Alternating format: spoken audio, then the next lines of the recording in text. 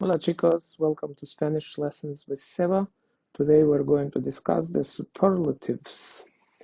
Last time we already have learned how to use the comparisons. So today are the superlatives. Comparisons will tell you how one person, animal, or an object relates to another in a group, and superlative will distinguish one person, object, animal from a group. For example, the rabbit is smaller than a dinosaur. That would be a comparison.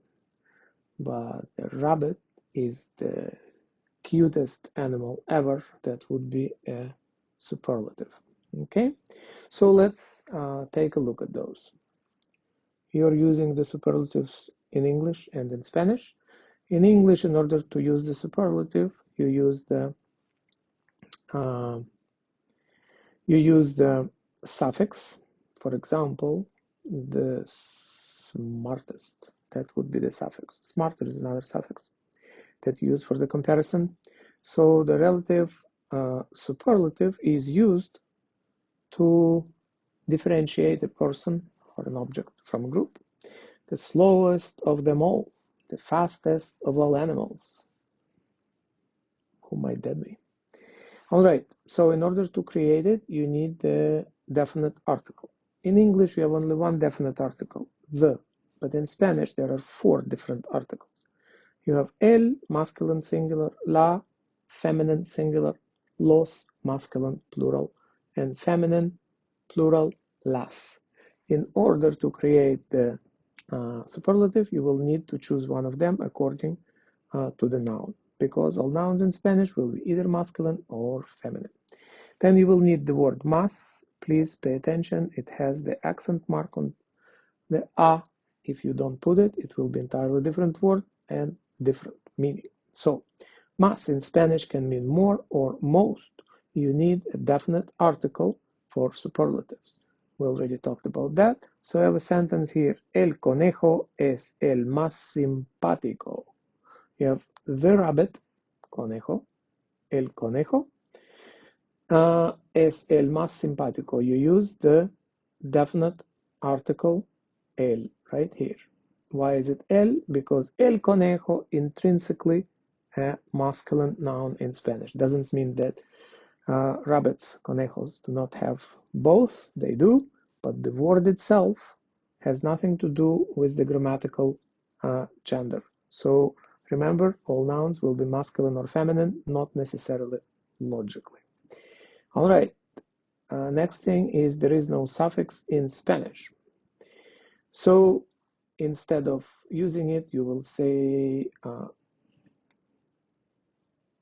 you will use the article. So the sentence of the comparison, el conejo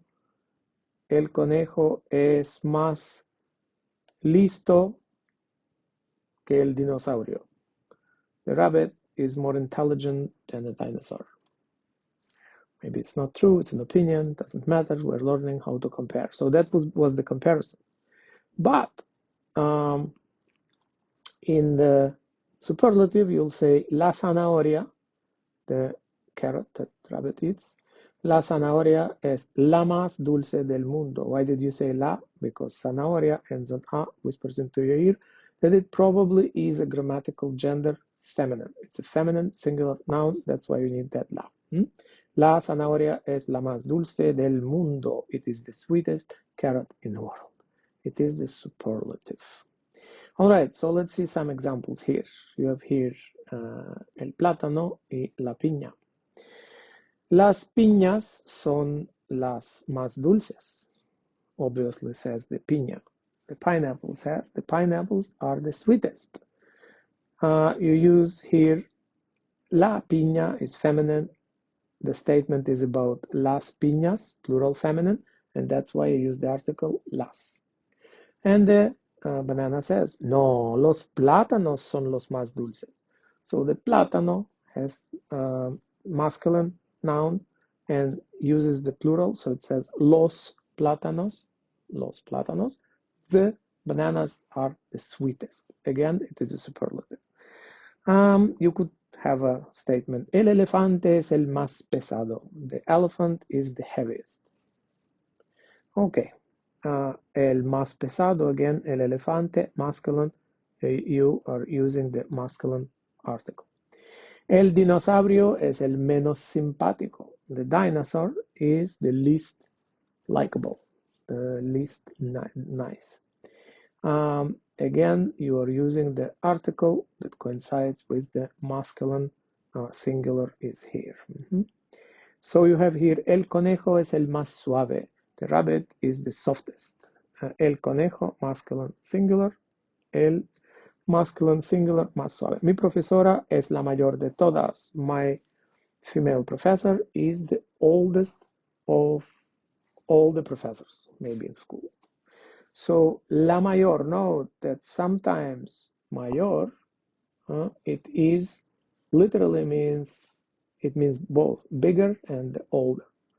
But not all words will work with the más. So there are exceptions. So please pay attention to those in English. Better and worse also are not gooder and better. Yeah, so it's the same thing in Spanish. Some words will need to be memorized. Next one is el dragón es viejísimo.